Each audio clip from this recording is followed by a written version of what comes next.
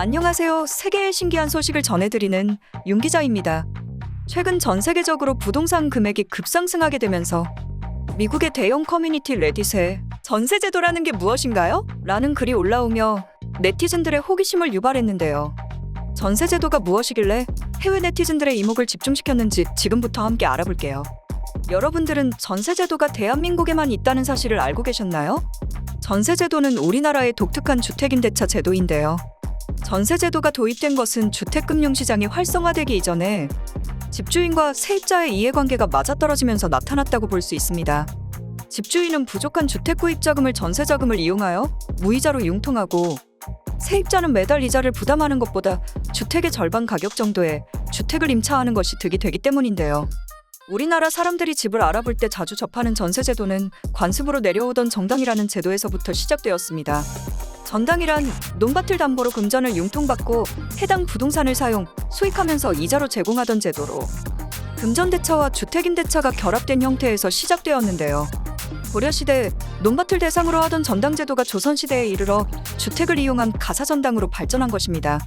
그리고 전당제도가 지금의 전세제도로 자리잡게 된 계기는 조선시대 말기 일본과 맺은 병자수호조약 때문인데요. 이러한 불평등 조약으로 부동산과 재물포항, 원산항 등 3개 항이 개방되자 지방에서 서울로 거주지를 옮기는 사람들이 많아지며 주택 수요가 급격히 늘어나면서 가사전당이 활성화되었습니다. 조선총독부 관습조사 보고서에는 전세란 가옥 임차 시차주로부터 일정 금액을 가옥 소유주에게 기탁해 별도 차임을 지불하지 않고 가옥 반환 시 그 금액을 변환하는 제도라는 내용이 등재되어 있기도 합니다. 우리나라의 전세제도는 한국전쟁이 끝난 이후 본격적으로 자리잡기 시작했는데요. 경부고속도 개통 및 경제개발계획 등으로 경제가 급상승하면서 지방에서 서울로 인구가 집중되고 주택 수요가 급격히 부족해지자 이를 해소하기 위해 아파트 건설이 급증했습니다. 아파트 분양의 붐이 일면서 목돈이 없던 수요자들은 자연스레 전세에 관심을 갖게 됐는데요. 이때는 아파트를 분양받기만 하면 적지 않은 시세 차익을 남길 수 있었습니다.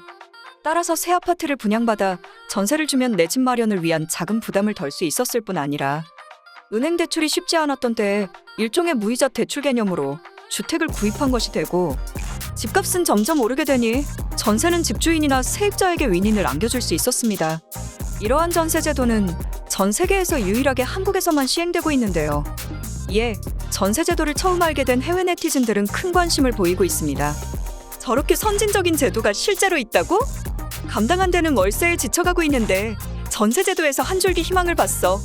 요즘처럼 집을 구매하기 어려운 시기에 꼭 필요한 제도 같아 미국에도 하루빨리 도입되었으면 좋겠다 라며 한국의 전세제도를 부러워하고 있는데요.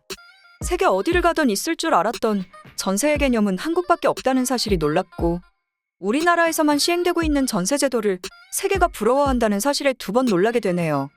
고려시대부터 시작된 우리들의 문화가 해외에서 선진문화로 칭송되며 부러워하는 모습을 보니 한국인이라는 사실에 자부심이 듭니다. 오늘 윤 기자가 준비한 소식은 여기까지입니다. 다들 구독과 좋아요 꼭 눌러주세요. 저는 내일 더 핫한 이슈들로 돌아오겠습니다. 그럼 안녕히 계세요.